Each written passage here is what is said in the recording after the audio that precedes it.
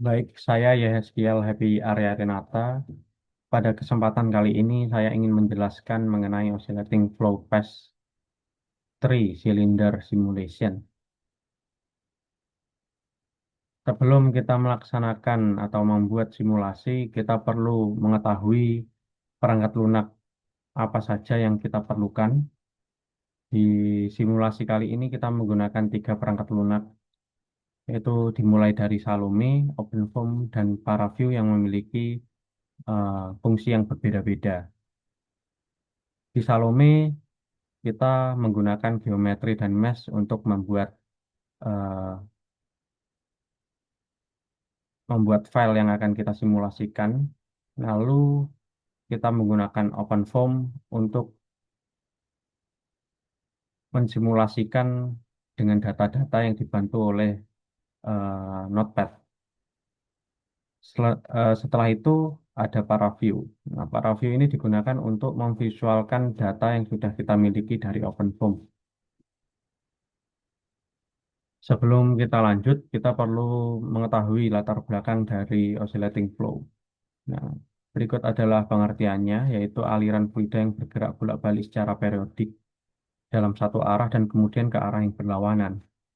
Jenis aliran ini tidak bersifat searah atau terus-menerus, melainkan berosilasi atau mengayun karena pengaruh gaya eksternal seperti tekanan yang berubah secara periodik, vibrasi, atau gaya mekanisme lainnya.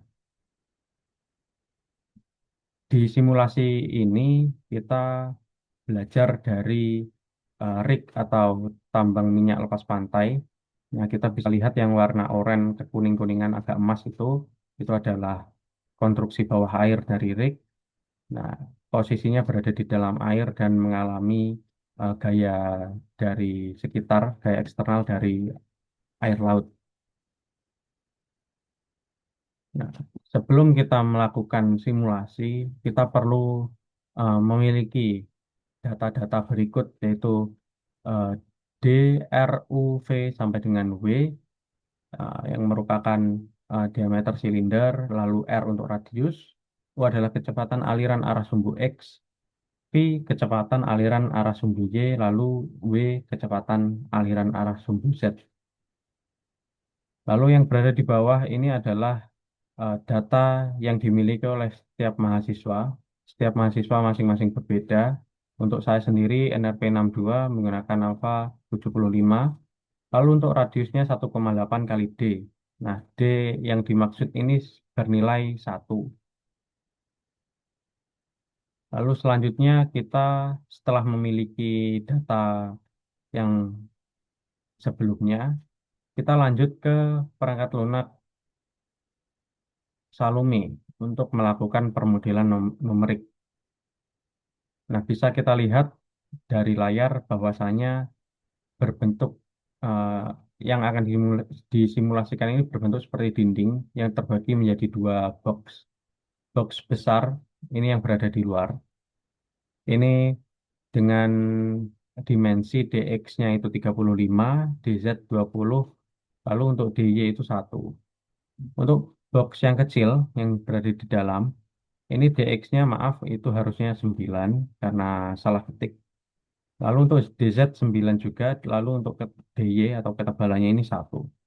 Nah, silinder ini seperti data yang kita dapatkan di awal bahwa D itu adalah 1, untuk radiusnya 1,8 dikali D, lalu A-nya ini adalah min 75.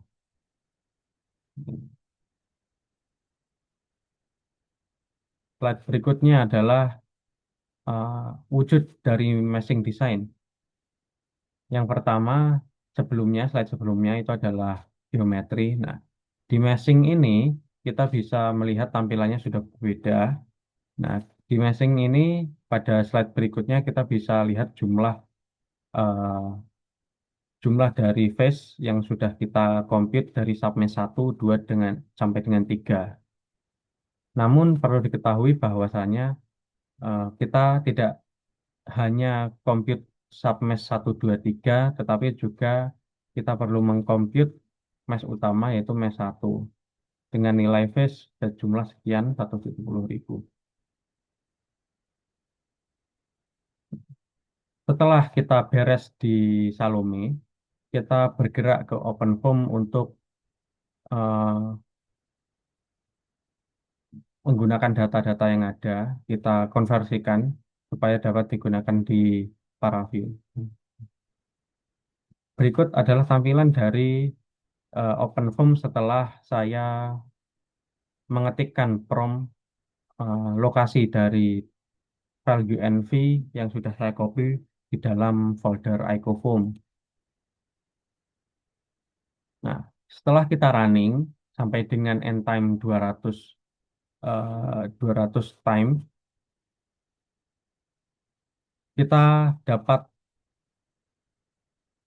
mengecek atau kita dapat memeriksa apakah filenya sudah benar-benar OpenFOAM sudah benar-benar selesai dengan cara ls from perintah ls, lalu kita lihat bahwasanya konstan mesh 1 oscillating kiel, kedua non-group .unv ini karena nama file saya seperti ini sudah selesai di running.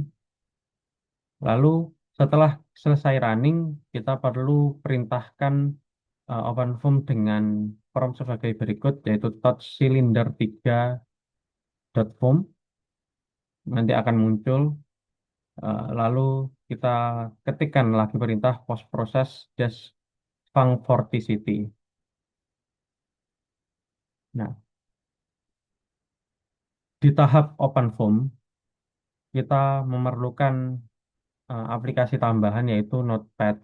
Di sini supaya kita dapat mengedit beberapa file yang kita perlukan seperti file P. Nah, bisa kita lihat bahwasanya data inlet atas bawah silinder 1 sampai dengan 3 menggunakan perintah zero gradient. Lalu untuk depan belakang menggunakan empty. Lalu yang terakhir outlet menggunakan fixed value dengan uniform 0. Nah, selanjutnya ada val U dengan data atas bawah silinder 1 sampai dengan 3 menggunakan no slip, depan belakang menggunakan empty, inlet menggunakan fixed value dengan uniform 100, dan yang terakhir outlet menggunakan zero gradient. Lalu ada file boundary, data inlet, outlet atas bawah itu menggunakan tipe fetch. Depan dan belakang menggunakan empty, lalu yang terakhir silinder 1 sampai dengan 3 menggunakan tipe wall. Ada juga file tambahan yaitu control dict. Nah, kita perlu perhatikan start from-nya ini kita ubah menjadi start time, lalu start time dimulai dari 0 dan end time-nya itu 20. Maaf di sini masih 0,5 ya. Delta T, end time-nya 200. Delta T itu menggunakan 0,005 dan write intervalnya 0,5. Nah, setelah kita dapatkan file dari OpenFOAM, kita dapat lanjut ke dalam perangkat lunak berikutnya, yaitu ParaView. Nah, di sini di ParaView kita dapat melihat eh, plot vorticity-nya seperti pada layar tertampil. Lalu ada ParaView magnitudo kecepatan. Ada selanjutnya ParaView vektor kecepatan. Di sini bentuknya seperti panah, jadi vektor arah dari aliran terhadap silinder.